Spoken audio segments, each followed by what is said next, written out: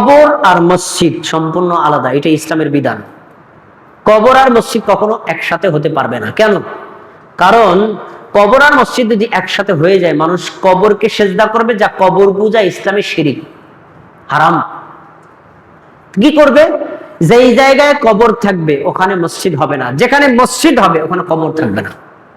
আর আমরা বাঙালিরা বানায় নিয়েছি, আমরা আজীবন আকাম কুকাম যা আছে সব করবো, মসজিদের পাশে ঘুমাবো, সব মাপ। এই জন্য দেখবেন চরম পাপিষ্ঠ লোকটাও ওসিয়ত করে যায়, ভাই আমার একটু মসজিদের পাশে ঘুমাইতে দিয়েন।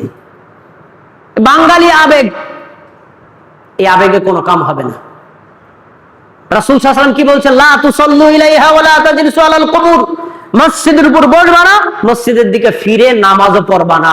এখন আমরা কিবলার দিকে ফিরে নামাজ পড়ি, এইখানে যদি কবর থাকে, এখানে যদি কবর থাকে, সিজদাটা তো কবরে দেওয়া হইলো। এজন্য যেই জায়গাটা মসজিদের জন্য ওয়াকফ করা হবে ওইখানে কবর দেওয়া হারাম, আর কবরস্থানের জন্য যেই জায়গাটা বরাদ্দ করা হবে ওইখানে মসজিদ করাও হারাম। এখন আপনি বলবেন যে ভাই আমি জায়গা দিছি 2% মসজিদের জন্য, তার পাশে মোহাব্বত ভাইয়ের জায়গা আছে 5%, মোহাব্বত ভাই তো ওখানে তার জায়গায় কবর দিবে, আমি ঠেকাবো কিভাবে? ঠেকানোর দরকার নাই। মসজিদের জায়গার মধ্যে সে কবর দিতে পারবে না, তার জায়গায় কবর দিবে, কিন্তু তার জায়গা আর আমার মসজিদের জায়গার মধ্যে আমি একটা খড়ির বেড়া দিব, টিনের বেড়া দিব, নাহলে গাছ লাগাই দিব, আর নাহলে পথ বানাবো, যাতে বুঝতে পারে এটা পার্সোনাল জায়গা, এটা মসজিদের জায়গা। কিন্তু আমাদের দেশে কি করা হয়? মসজিদের সামনেই কবর, এখন মসজিদের ওই অন্য দিক দিয়ে কবরের দেওয়ালটারে মসজিদের সাথে আটকাই দিছে, মনে হয় এই কবরটা মসজিদের একটা অংশ। এমন আছে না নাই? এইরকম যদি করা হয় তাহলে ওই মসজিদের নামাজ পড়াই হারাম। আপনি সেজদা তো আল্লাহরে দিলেন না, কবরে দিলেন, কবরকে দিলেন। এখন একটা প্রশ্ন, ভাই এই ফতোয়া তো আগে জানি না, হুজুররা বলে নাই, আমি কি করবো? কারণ কবর মসজিদের পাশে কবর তো আছেন, করণীয় কি? মসজিদের জায়গা তো কবর আছে, করণীয় কি? মসজিদের সাথে মিলাইয়া কবর আছে, করণীয় কি? অথবা আগে যেই জায়গায় মসজিদ করছি আমাদের মুসল্লি সংখ্যা বেশি, মসজিদ বড় তো করা দরকার, কবর পড়ছেন, করবো কি? আমাদের দেশে কি করে জানেন মোহাম্মদ ভাই? এখানে মসজিদ করছেন, মুসল্লি বেশি, এখন মসজিদ বড় করা দরকার, পাশে কবর আছে, আস্তে কবরটাকে ঠেলা দিয়ে সমান করে মসজিদ বানায় রাখছে। মসজিদ কবর মসজিদের ভিতরে ঢুকে গেছে, এমন আছে না নাই? তার মানে এখন তখন সেজদা দিচ্ছেন, সরাসরি কবরকে সেজদা দিচ্ছেন আপনি। ওই মসজিদের নামাজ পড়া হারাম, হারাম, হারাম, কবর পূজা সোজা। হ্যাঁ, এখন এই কথা বলতেছি। এখন করণীয় কি? ইসলাম বিধান দিছে, ওই কবরটাকে খনন করার পরে যে হাড়গুলো পাওয়া যাবে, সম্মানের সাথে হাড়গুলোকে একত্র করে আর একটা কবরস্থানে দাফন করে দিবেন। এরপরে মাটিটাকে সমান করে আপনি মসজিদ করতে পারেন, অন্য যা করেন সবই করতে পারবেন। এবার বলবেন ভাই কবর সরানো যায়? আল্লাহ কই কি? কেউ তো কবর সরাইতে দিবে না। এই আমার বাবার কবর তুমি সরাবা মিয়া?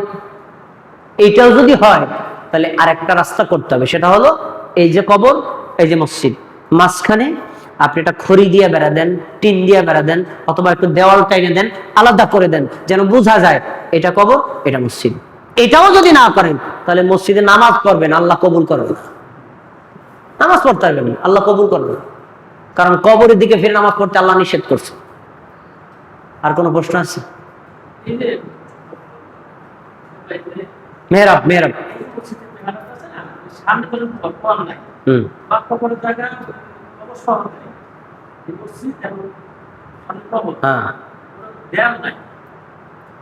দেয়াল দিতে হবে, না দিলে নামাজ হবে না। হ্যাঁ, ওয়াল করে আলাদা করে দিতে, ওয়াল করে আলাদা করে দিতে, এটাই উচিত। আমাদের দেশের এই মসজিদ কমিটি ওই বিধান জানে না, আর ইমাম সাহেবরা জানে না, আর জানলে অনেকে বলে না। এটা বড় সমস্যা, বলে না। তারা দেখে কবর আছে, তারপরে কিচ্ছু বলে না। নিষেধ করতে হবে, মসজিদের সাথে কবর দিয়ে কোনো ফায়দা নেই। আপনি যদি ইমানদার হন, আপনার লাশটাকে যদি সমুদ্রে ফেলে দেওয়া হয় তাও জান্নাতে যাবেন। আর আপনি যদি ইমানদার না হন, মসজিদের ভিতরে কবর দিলেও জাহান্নামে যাওয়া লাগবে।